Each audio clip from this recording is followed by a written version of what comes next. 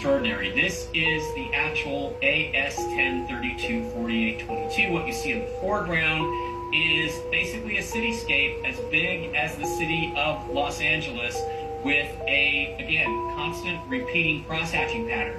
Then he started to order the same frame from different NASA archives because at that time in the 90s, they were still photographs. There were still negatives. You could order a negative of any NASA frame from 8 or 9 different archives.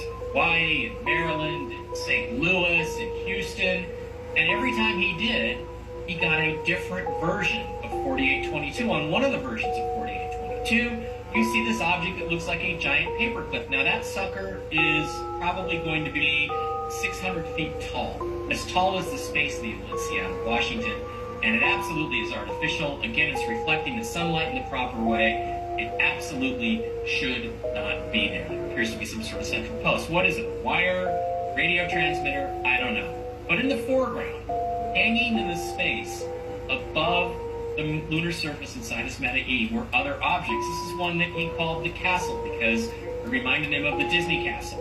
And if you look at it, it's incredible in terms of its structure and its internal geometry. Again, in one of the photos, you can clearly see a support wire that's holding it up, some sort of support structure that's holding it up. And there are 2 frames, 4822. They eventually found 9 different versions of 4822, AS-1032-4822, and the castle appeared in 2 of them, but in one of them you notice it's narrower and it's turned. So what you're seeing is the motion of the spacecraft. What happened was, quite obviously, is somebody had a power line on the Hasselblad camera and they held it down into 1, 2, 3, 4, 5, 6, 7, 8, 9 pictures, and NASA stacked them all under one frame number, even though they were 9 different pictures, and then blacked out the thumbnail in the official catalog. They were trying to hide something.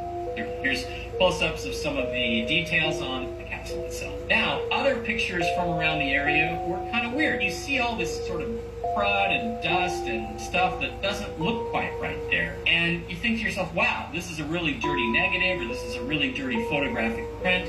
But when you overexpose the background, again, not doing Photoshop, but simply doing photographic overexposure with a light board, you see structure. What you see is interlocking 90-degree angle struts and bars that seem to lead to the lunar surface and then disappear. You see vertical structures. Not everybody can see this, by the way. It's not easy for everybody to grasp what you're looking at here, but as an engineer, I see all sorts of box-like structures and scaffolds and incredible detail in these images. You see support struts, you see wires, you see frames. It's really quite incredible stuff that just seems to go on and